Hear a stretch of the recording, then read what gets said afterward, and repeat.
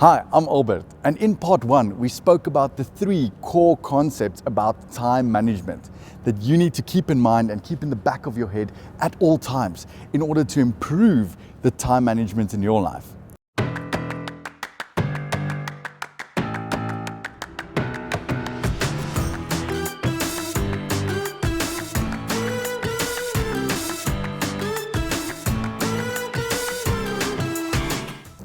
And in this video, part 2, I'm going to share some core principles, tools, key tips and concepts that you can use in your life to actually improve your time management very efficiently.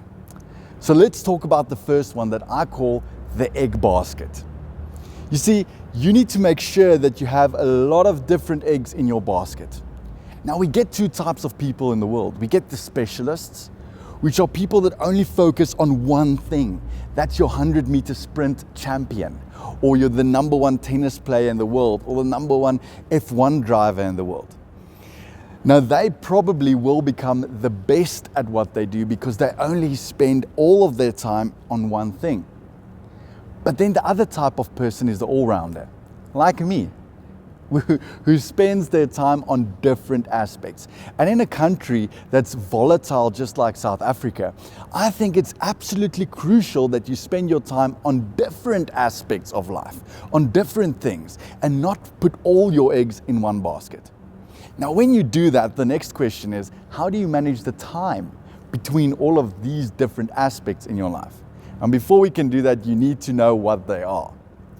So I want you to practically use this tip and start writing down what are the eggs in your basket. What are the things that you need to do on a daily basis? Think about all the different aspects of it. Imagine you want to start a business as an entrepreneur. You need to have business skills, but then you also need to have people skills. You also need to be good at your product or your service. You also need to be good at communication with your employees and staff, your HR skills. Right? You also need to spend time on developing yourself, reading, building your knowledge. So just in that, there's already multiple things that you need to focus on a daily basis. So I want you to write them down.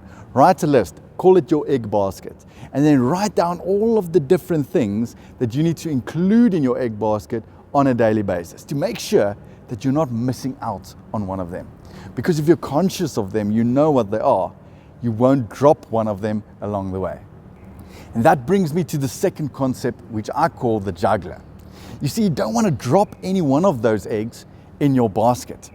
And you need to make very sure that you hold on to all of them very diligently. Let me explain this concept. Imagine a juggler juggling these eggs, right? If the juggler holds on to one egg for too long, the other egg will fall, right? But in the same sense, if a juggler throws up one egg too quickly, that egg would fall. And if one of these eggs fall, the juggler would have to stop juggling and pick up these broken eggs before he can continue with his juggling. And that happens so many times. Have it happen to you?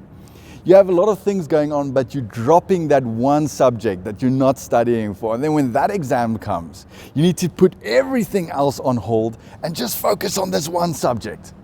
And what happens to all of those other eggs? They get dropped, right? And you move back in life. We want to move forward. So keep in mind that as a juggler, you need to actually define the amount of time necessary for each egg and make sure that you spend the adequate time. Not more holding on to it too long, or not less throwing it up too quickly, to make sure that that egg is a successful egg. And that's the concept called the juggler. Now, how do we manage the egg basket and the juggler? There's 2 ways of doing that. One is a timetable and a to-do list. Let's start with the timetable. You need to set up a timetable for everything you need to do on a daily basis.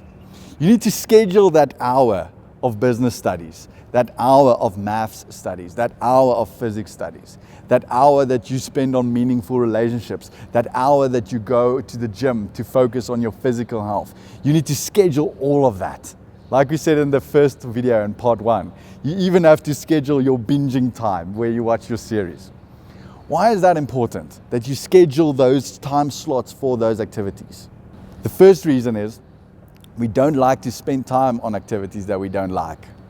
So what will happen is you won't spend the full hour on your math studies because you don't like it. So you'll spend like 15 minutes, but then your business studies, you love it. So then we also spend too much time on the activities that we do like. So does this sound familiar? When you have to study maths for the test, 15 minutes, yeah, I know what this is, and you put the books away.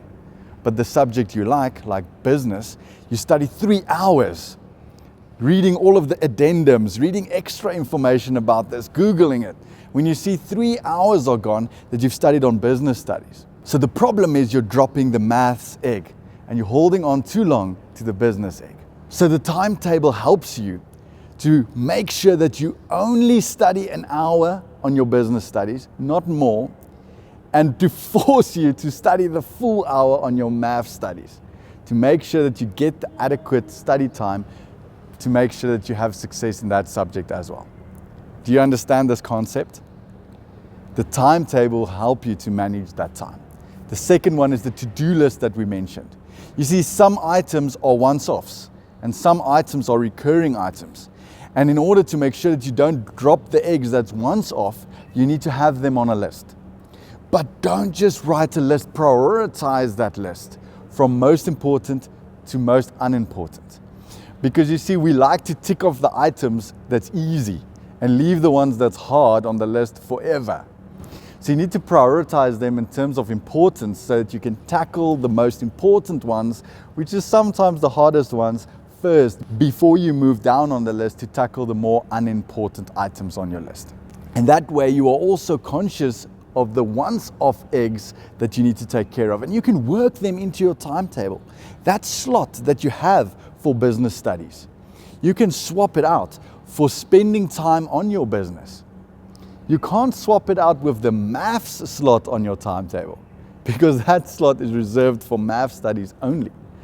But you can swap out the items that matches the once-off items on your to-do list. And if you merge those two, like I explained, then you can get the perfect method to manage your time so much better and to make sure that you become a master juggler with your egg basket and to increase your success on a daily basis.